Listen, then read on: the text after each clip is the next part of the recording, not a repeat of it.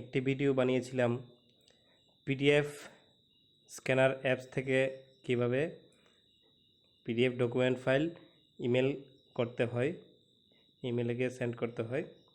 এবার আমি এই ভিডিওতে দেখাবো ইমেলে প্রবেশ করে কিভাবে ডকুমেন্ট ফাইল অ্যাড করে সেন্ড করতে হয়। তো আমি প্রথমে আমার ইমেল ওপেন করব। ওপেন করে নিই। ওপেন করার পর উপরে নিচে কম্পোজ মেল করে একটা অপশান চলে আসবে। কম্পোজ মেলে আমি ক্লিক করব। ক্লিক করার পর ফর্মের মধ্যে আমার ইমেল আইডি চলে আসবে। এর মধ্যে আমি যেখানে পাঠাবো ওই ইমেল আইডি এখানে লিখতে হবে। তো আমি ইমেল আইডি লিখিনি আগে।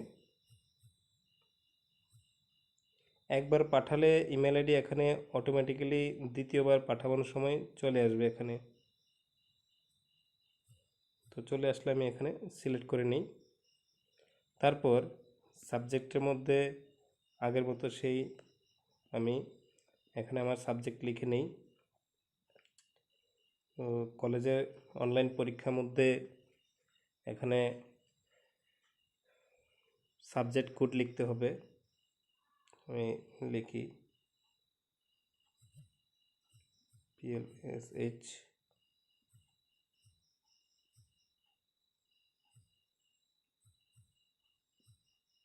8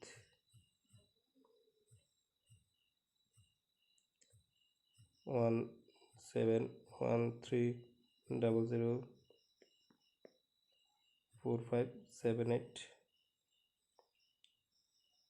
কম্পোজ মেলে আমি লিখে নিই নেম,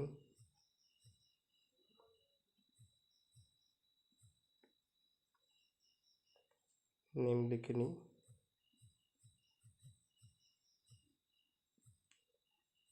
ইউনিভার্সিটি রোল নাম্বার লিখতে হবে।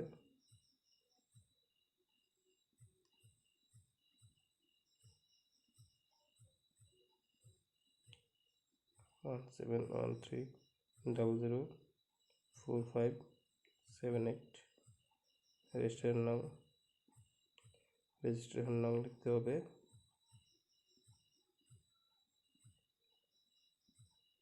009 56।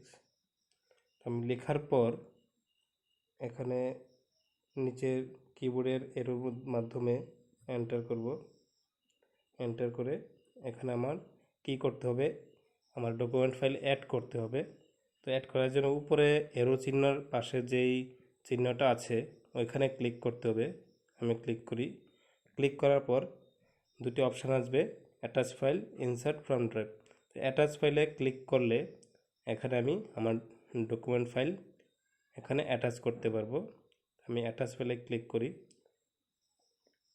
ক্লিক করার পর আমার মোবাইলের যেই স্টোরেজ চলে আসবে। তো স্টোরেজ আসলে এখানে আমার ফাইল ম্যানেজারে ক্লিক করতে হবে। ফাইল ম্যানেজারে ক্লিক করার পর আমি যে অ্যাপস দিয়ে পিডিএফ ডকুমেন্ট বানিয়েছিলাম এটা চলে আসবে। তো আমার পিডিএফ ডকুমেন্ট অ্যাপস হলো ফার্স্ট স্ক্যানার অ্যাপস। আমি ওপেন করি। ওপেন করার পর আমার যেই স্ক্যান করা ডকুমেন্টগুলি এখানে চলে আসবে। তো আমি আমার ডকুমেন্ট সিলেক্ট করে নিই। আমার ডকুমেন্ট লিখে যে আমার সেভ করেছিলাম আমার ফাইলটা ওইটা আমি সিলেক্ট করে নিই। একসাথে কয়েকটা একসাথে সিলেক্ট করেও পাঠানো যাবে। তো আমি সিলেক্ট করে নিই। সিলেক্ট করার পরে নিচে ওকে একটা অপশান আছে। অনেকের মোবাইলে হয়তো বা ডান অপশান আসতে পারে। এখানে আমি ওকে আছে, ওকে আমি সিলেক্ট করে দিই। ওকে ক্লিক করার পর এখানে আমার পিডিএফ ডকুমেন্ট ফাইল ইমেলে চলে আসবে। আসার পর কি করতে হবে, উপরে যেই এরো চিহ্ন আছে এরো চিহ্নতে ক্লিক করতে হবে। আমি ক্লিক করি। ক্লিক করার পর নিচে অটোমেটিক্যালি সেন্ডিং হচ্ছে দেখাচ্ছে, সেন্ড হয়ে গেছে। আমি একবার দেখে নিই কীভাবে সেন্ড হলো না হলো। উপরে যে এরো চিহ্ন আছে এরো চিহ্নতে ক্লিক করতে হবে। উপরে যে এরো চিহ্ন নয়, উপরে যে তিনটা দাগ আছে ওইটাতে ক্লিক করতে হবে। ক্লিক করার পর অনেকগুলি অপশান আসবে, ওই অপশানের মধ্যে থেকে সেন্ড অপশানে ক্লিক করতে হবে।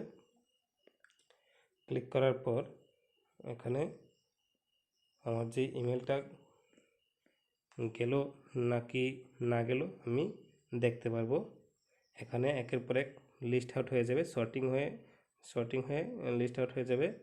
যদি না যায় উপরে মানে আনসেন্ট, উপরে আনসেন্ট হয়ে আউটবক্সে থেকে যাবে, যেমন এরকমভাবে আউটবক্সে থেকে যাবে। আর যদি ইমেলটা সেন্ড হয়, এভাবে সেন্ড বক্সে ক্লিক করার পর একের পর এক আমি যা যা সেন্ড করলাম এখানে লিস্টে চলে আসবে। তো এভাবে ইমেল সেন্ড করতে হবে।